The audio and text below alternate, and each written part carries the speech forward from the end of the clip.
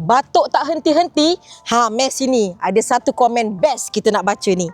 Okey. Hari tu mak saya ada cuba. Dia kata batuk dah tak ada, senang dah nak mengaji. Alhamdulillah. Syukur ya, kita memang dapat banyak feedback dan review positif daripada pengguna kita.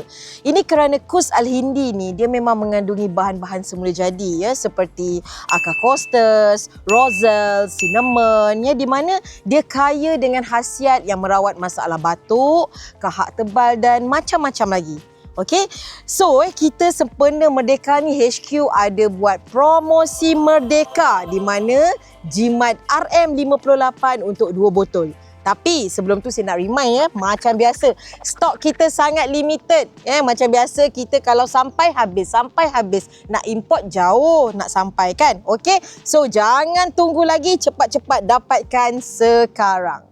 Ya Hafizu ihfadni